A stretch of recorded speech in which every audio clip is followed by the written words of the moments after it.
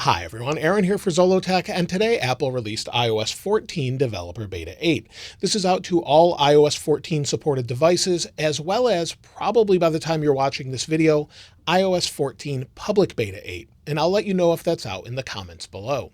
Now, along with this, Apple also released watchOS 7 Beta 8, tvOS 14 Beta 8, as well as iPadOS 14 Beta 8. macOS Big Sur Beta 7, which is one behind at this point, may be later this week or next week. Apple's a little bit behind with that. They usually release it after iOS 14. Now, at the end of this video, I'll talk about when to expect iOS 14 GM, or the Golden Master, which releases to the public, or is the final version that will release to the public, and also when to expect iOS 14. Now, this particular update came in at 101.1 megabytes on my iPhone 11 Pro Max, so let's go ahead and take a look at the build number and everything that's new. Now, in case you hadn't heard already, Apple has an event planned for the 15th. And on the 15th, Apple is expected to introduce Apple Watches and iPad Air. They are not expected to introduce new iPhones, although that could change. The event should be a couple hours long, so we'll have to wait and see. But it'll be pretty interesting if they don't release iPhones and instead wait until an event in October to do that. Now, as far as this particular update, let's take a look at the build number and take a look at what's new. You can see the build number is 18A5373A. So A means we're at the end. They count back down to the letter A. Prior to this, it was B. So we're very close to a final public release, or GM version. So I would expect that later on. I'll talk about that in a little bit. But as far as this particular version, there is no new modem update. So if you were having connectivity issues with your iPhone 11 Pro Max or any of your other devices, I haven't seen a modem update on those. Now, as far as new features, well, there are a couple new features, nothing major. This is pretty locked down and finalized, but let's take a look at them. The first one is in the Watch app. So if we go over to the Watch app, you'll see some icons that are a little bit different. And this now says App View. So before it said App List, so it says App View. We also have some new icons for Siri and others as well. So if you look through here, Apple is tweaking them with messages and things like that. So expect those maybe to be updated throughout iOS, watchOS, macOS, and everything else to sort of unify everything. Now, as far as those app dots at the bottom, well, Apple just keeps changing them around. So if we press and hold, go into jiggle mode here, I get into jiggle mode much faster, it seems, too. So that has been sped up, it seems like. So again, we'll go into jiggle mode on this device. They keep moving the spacing here. And in fact, on the iPhone 11, you can see it a little bit better. So again, let's go into jiggle mode here. And the spacing around these dots from the distance to the dock seems to have changed ever so slightly. Not a huge change, but Apple continually keeps updating it and changing it for some reason. But that seemingly is just a small design tweak that they keep changing. Now, in this update, Apple has seemingly updated some of the way you touch or interact with things, with gestures and things like that. So what I mean by that is if we go into jiggle mode, it's much quicker to get into jiggle mode, and it has a little weird interaction there. But if I swipe up from the bottom, it doesn't seemingly cancel jiggle mode like it did on iOS 14 Beta 7.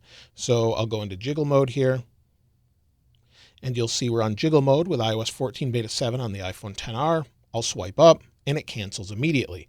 I'll swipe up and it doesn't cancel. Now I actually have to hit done and then it cancels it. So that's kind of interesting. Also, when I go over to the widgets and I swipe up from the home page or from the bottom, it doesn't go back to my main page. That interaction I find to be a little bit annoying. So on Beta 7, I'm on the widget page, swipe up, it goes back home.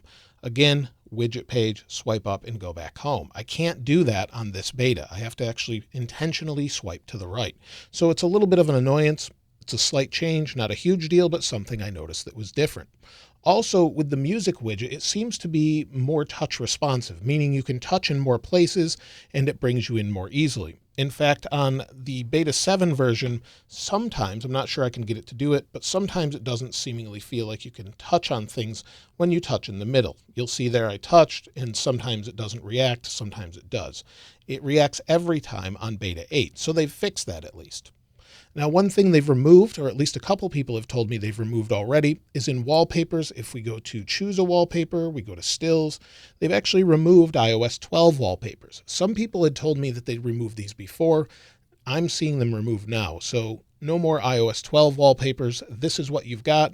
Maybe we'll have some new ones when iOS 14 launches to the public. Now, another slight change is, thanks to my friend Steve Mosier, is some changes to the wording and exposure notification. It's within the code, but just some ever so slight wording changes. Nothing big, but there are some changes there. Now, also a viewer sent along something they found that was in beta 7 as well, but it's so slight it's hard to feel. So if you go into music, play a song, and then tap on lyrics. I guess you don't have to play the song, but press on lyrics. There is a ever so slight haptic feedback. So it was in beta 7, but I had to verify that, but I didn't mention it before. It's just something that's there. So try it out. You can barely feel it, but it's definitely there. And that is really it in this particular update. But as far as issues that they're still working on, well, there's 21 known issues that still exist that they've mentioned in the notes, but there's no mention of resolved issues. So I've checked around. I haven't really had any issues so far using this. It seems to be pretty stable, but I did try out a few apps for you, such as Pokemon Go. So Pokemon Go will not work. It will need to be updated, it seems like. But Call of Duty Mobile does work. So that is working. I tried it on the iPad. And speaking of the iPad, there's nothing new in iPadOS Beta 8. Nothing other than what I've mentioned already. So no changes. Everything seems to be stable. In fact, Beta 7 was super stable for me on this device as well. So iPadOS 14 Beta 8 seems to be fine. No issues. I haven't had any issues with widgets. Everything's super smooth and reacts well. So hopefully we don't have any additional issues. It's what I use every day and I haven't had any issues. Now, iOS 14 Beta 8 battery life will take a few days to measure, so I'll cover that in my follow-up, but let's take a look at the battery life. You'll see my battery health on my 11 Pro Max after about, well, almost a year at this point is 96%. That's pretty good. 80% after 2 years is normal according to Apple. So as long as you're within that range, you should be fine. But your iOS updates do not affect the battery health. It just simply remeasures the battery. And so all batteries degrade over time. So hopefully someone invents a better one in the future. Now, as you can see yesterday, I got 4 hours and 10 minutes of screen on time and 6 hours and 27 minutes of screen off time with about 50% of battery usage, maybe a little bit more. So this is not phenomenal usage, but because I had so much screen off time, it seems to affect that.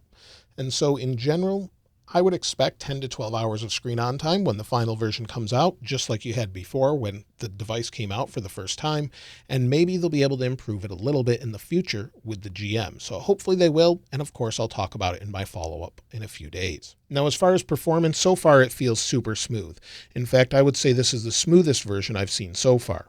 So we'll wait for this to load. It's the first time I've opened music, so it's taking a moment. But we'll scroll here. And on an iPhone 6s Plus, it seems to be very responsive. I'm having no issues.